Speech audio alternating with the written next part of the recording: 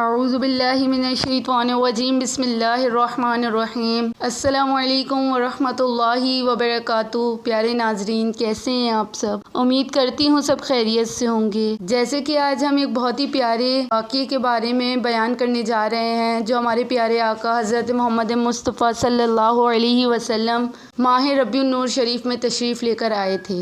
ماہ ربیع الاول رحمتوں، برکتوں اور خوشیوں کا پیغام لے کر آتا ہے۔ یہ وہ مہینہ ہے جس میں کائنات کے سب سے عظیم ہمارے پیارے آقا حضرت محمد مصطفیٰ صلی اللہ علیہ وسلم کی آمد ہوئی۔ وہ رات جب دنیا کے اندھیرے مٹ گئے اور نور مصطفیٰ صلی اللہ علیہ وسلم نے دلوں کو جگمگا دیا۔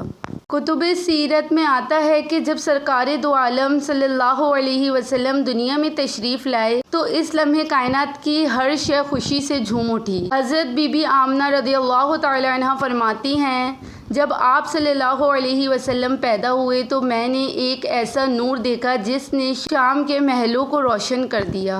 ذرا سوچئے، ایک ماں کی گود میں آنے والا بچہ، لیکن ان کی ولادت کی روشنی ہزاروں میل دور تک پھیل رہی ہے۔ عام ولادت نہیں بلکہ یہ رحمت دو عالم صلی اللہ علیہ وسلم کا ظہور تھا۔ وہ لمحہ جب حضرت ابو مطلب کو خوشخبری دی گئی، وہ دوڑے کعبہ کی طرف اور شکرانے کے نفل ادا کیے۔ کعبہ کی فضائیں گونج رہی تھیں، فرشتے آسمان پر تسبیح پڑھ رہے تھے اور زمین پر رحمت کا نزول ہو رہا تھا۔